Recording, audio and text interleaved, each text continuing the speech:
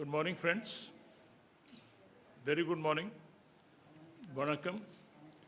Uh, I don't know, when I was coming for this occasion, I was in a bit of a hurry because I told them that 9 o'clock everybody is waiting. And one of the essential things that Mahatma taught us was to respect time. But then you will bear me out if there are phone calls or greetings, because the other day also coincides with this, which I don't know. It's a blessing, you can call it, or a coincidence, or whatever. The main day today is our Mahatma's birthday. And another great man whom we probably don't remember is our Prime Minister Lal Bahadur Shastri, who everybody knows was a symbol of greatest modesty that we can always think of. As a Prime Minister, when he wanted a car to be bought for his family, it's on record. He took loan from one of the nationalized banks and bought that car, which probably they had kept. I remember DL something 18, or that was the number given to him, which remained in his house till he died, until the family parted ways from that house. Nevertheless, this is a great day for us. We should feel blessed. Somewhere, a long time back, I had read in one of the newspapers that we should be grateful to Parsis that they chose India to be their homeland. And ultimately what they did is a story which all of us know. There are Tatas, there are Godrej, there are Narasimhans, and there are Narasimji, who is the Pestanji, the great construction company. So if you look at it, probably the huge chunk of our economy goes to the contribution of Parsis. So this sentence I had read. So I'll extend that to the fact that we should be grateful to Almighty that Mahatma was born in our land. Lal Bahadur Shastri was born here. Now, Mahatma was born here, yes, you will say it's a coincidence, but this coincidence is a great lesson giver to us. We should learn from what he did. If he could do that, probably if we extend it to our lives, we all can contribute to the growth of our nation. If that is done, probably nobody would ever look back in terms of, I could have contributed, I could not do it because of this. That part would never come in. I was reading an article yesterday. I would urge all of you sincerely to read that article in yesterday's Times of India.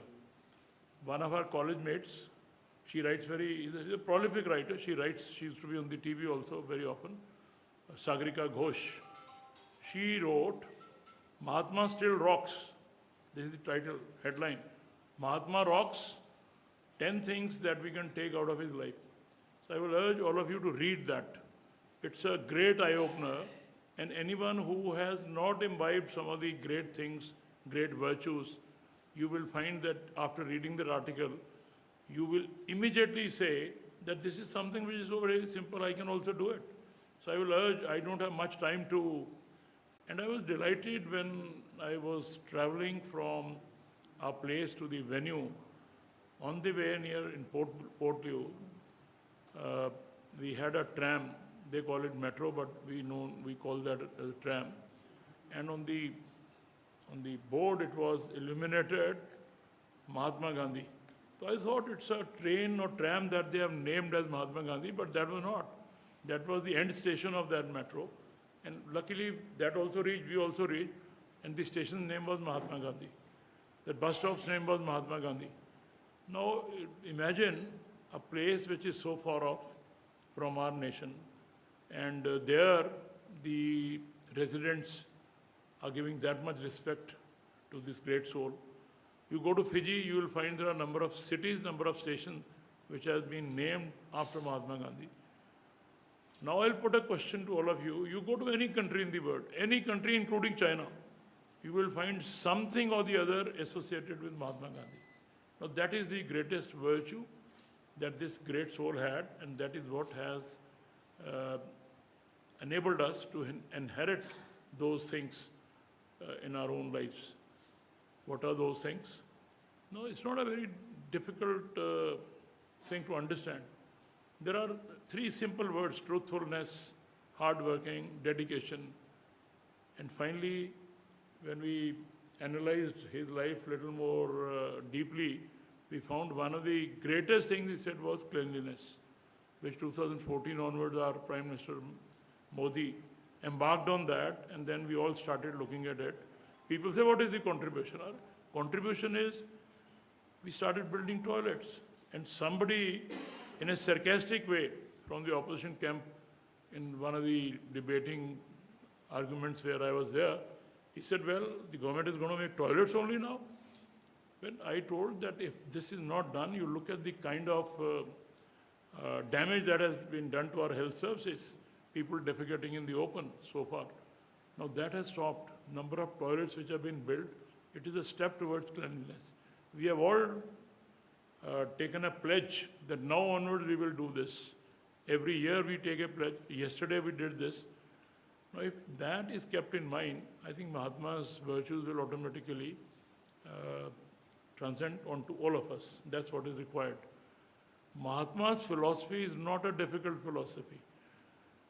If you just look at a fast flashback, you will find a smart man with a tie and a British-style suit was chucked out of the train, thrown on the platform. Now, one would have normally taken it as fine, one of those things of that time, and then we would move on, and one would have continued with the practice as a barrister. But that, he took it to his heart. He says, if they could do it, I'm going to change the world. And then he came back. After that, it's a history, Sabarmati House where he was staying, and then the kind of steps he took towards our independent movement. Nothing, no force, no army, no manpower. He just said that Satyagraha is something which this philosophy never was there before this. You want to do anything, you want to achieve anything, sit on a dharna, peaceful dharna, hunger strike. All these things Gandhiji started. Previously it was all violent moves to achieve something. Now that is the greatest thing that the whole world has learned, and that is where when we achieved independence and when people wrote a lot about it, they said here is a soul which has contributed in the best of the ways to the development of Indian nation, Indian philosophy, Indian unity, Indian development. That ultimately has now come to the whole world, wherein we have now embarked on Vasudhaiva Kutumbakam. This philosophy, which probably was always there, but we never took it that seriously. It was never advertised, never publicized, but now it has come to the forefront of every nation. And recently it has been amply demonstrated in the G20 concluding day when we could reach Delhi Declaration. Imagine Delhi Declaration being reached in the presence of countries like China, countries like Ukraine, Russia, all had divergent views, but that all came in with the philosophy of Mahatma Gandhi. Everybody kept that in mind. Our foreign policy has grown on his philosophy of non-violence, coexistence, peaceful development.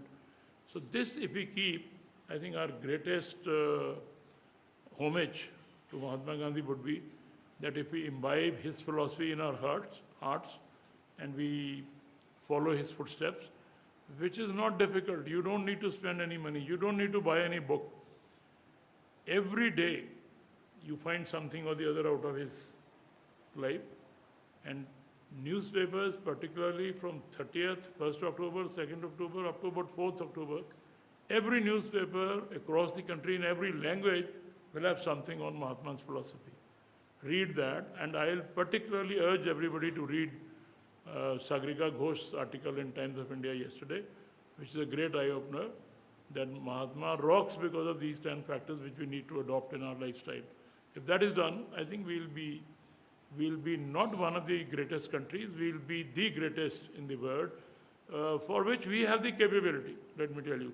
And this is that day that reminds you that here is a great soul which somehow lived on this earth, and we need to imbibe that philosophy in our hearts so that we grow from strength to strength and our nation develops in the best of ways. So I pay my very respectful homage to the great Mahatma, and I'll urge everybody to follow that so that we remain united, so that we remain strong, and we develop in the best of ways in all sectors. We are here from education sector.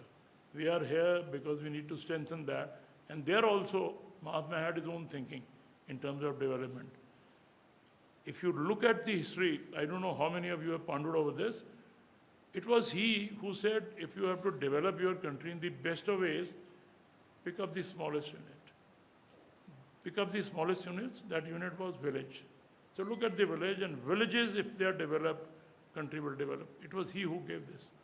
Earlier on, it was develop cities. This was the philosophy. And every country in the world followed that. We only started following this, and we are on a right path because our religious philosophy on the guidance of what Mahatma gave is becoming stronger every day. So I will give my heartiest compliments to all of you who have assembled here, and would urge all of you to spread this message by word of mouth. We have enough mouth, so we can definitely spread this across the world, and let's pay respectful homage to this great soul, so that the soul keeps on guiding us for all times to come, not only for our nation, for the entire world, which everybody acknowledges. Thank you so very much, and my heartiest congratulations to you for this great day. Thank you.